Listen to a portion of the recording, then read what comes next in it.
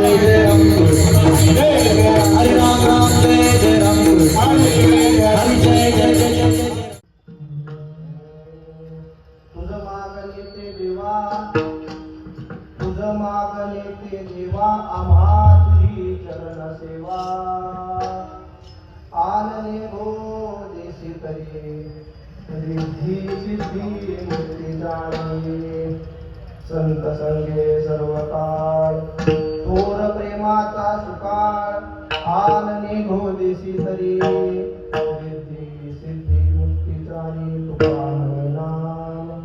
तुका म्हणे नाम तेने पुरे माझे काम आनने गो देशी तरी रिद्धी सिद्धी मुक्ती जारी विठाला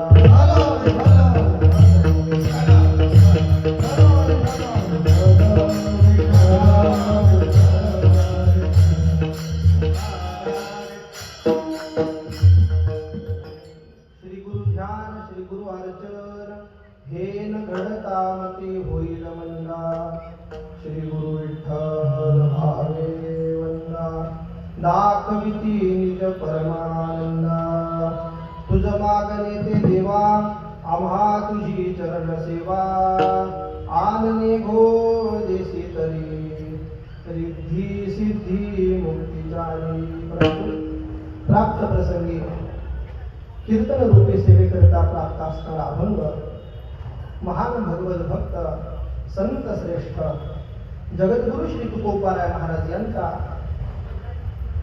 अखिल गुण निधान करुणावरुणाल भक्त काम कल्पद्रुम श्री रुक्मिणी प्राण संजीवन पांडुरंग परमात्मा आणि परमात्माच्या दरबारामध्ये उभं राहून आपल्या अंतःकरणाची कामना अर्थात मागणी मागणारा हे विठाला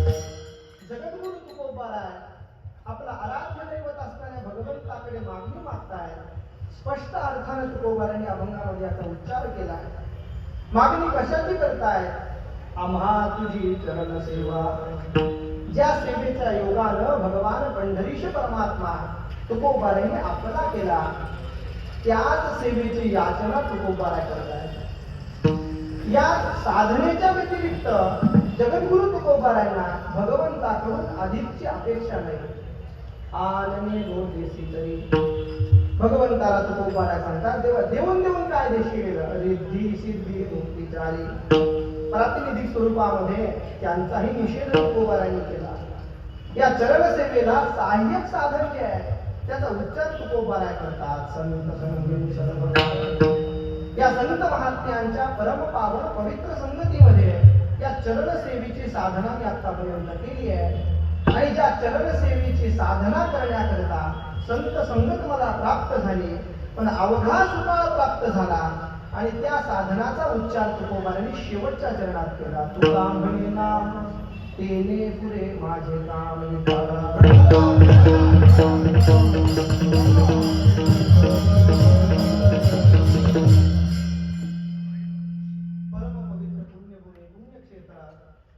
आपल्या बदलापूरमध्ये सुरू असणारा हा अखंड हरिनाम सप्ताह राष्ट्रीय कीर्तन महोत्सव गेल्या 23 वर्षापासून अखंडपणाला हा उत्सव चालू आहे या उत्सवाचे असणारे प्रमुख आयोजक आपल्या गावचा असणारा भूषण योजक असतात तर दुर्लभ हा या न्यायाला ज्यांचा गौरव करावा लागेल असे आदरणीय आमदार साहेब तदनंतर या संपूर्ण कार्यक्रमाचं नियोजन सांभाळणारे आमचे आदरणीय असे भक्तीपरायण मोहन महाराज त्यांचे सोबत असणारे राजेश पाटील गणेश कथोरे नारायण पाटील आदी प्रमुख मंडळी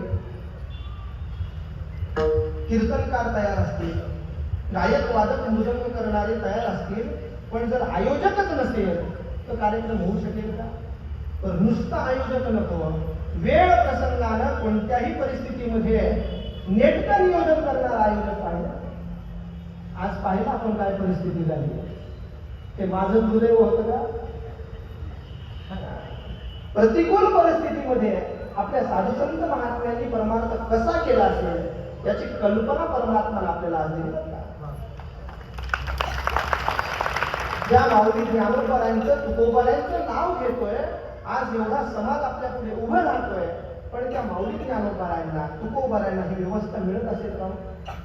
भगवान परमात्माने विचार केला आणि एक झलक आपल्याला दाखवली फक्त. जर ही व्यवस्थाच उभी राहिली नसती तर कीर्तन झालं असतं का? म्हणजे तुम्ही नसतं केलं, पण आम्ही पंढरपूरकर आहोत म्हणून आम्हाला करावंच लागलं असतं.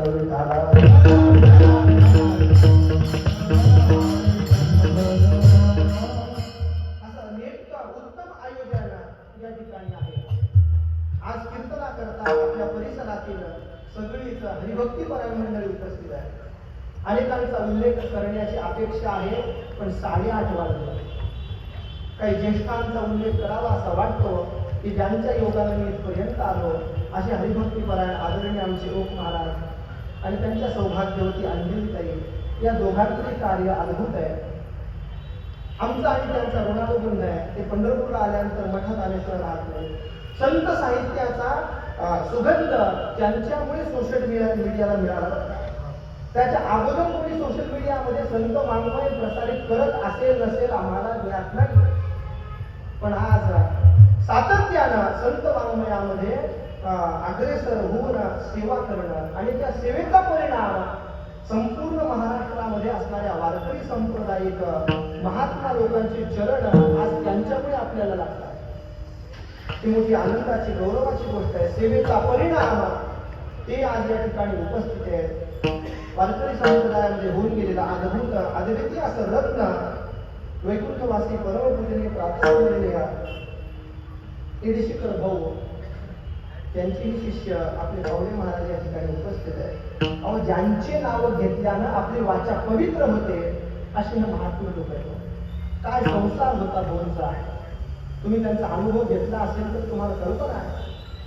छोटासा स्टो असायचा, वातीचा स्टो जुन्या काळातला. कुठेही प्रवासामध्ये भाऊंनी स्वतःच्या हातानं शिदोरी तयार करून खाल्ली.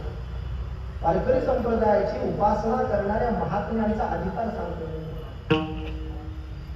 अनेक प्रसंग कीर्तन गुरुवारी आमचे बाबा त्यांच्या भाऊंच्या संगतीतले सांगतात. एक वेळेचा प्रसंग आहे, आळंदी यात्रेमध्ये असताना भाऊ कुठं राहत होते, आळंदीमध्ये वारीला गेल्यावर अगदी माऊलींच्या समोर अर्पणाच्या वाड्यामध्ये भाऊ होते.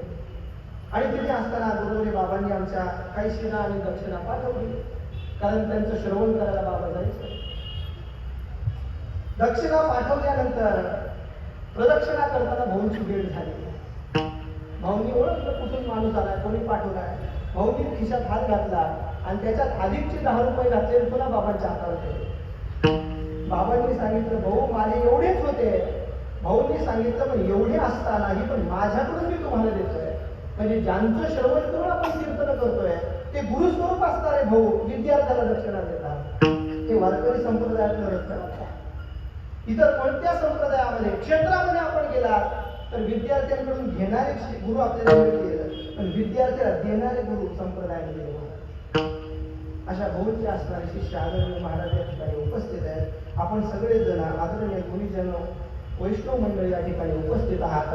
कीर्तन सेवेकरता विलंब झालेला आहे. आयोजकांनी मला सांगितलं, महाराज काळजी करू नका, 12 वाजेपर्यंत कीर्तन करा.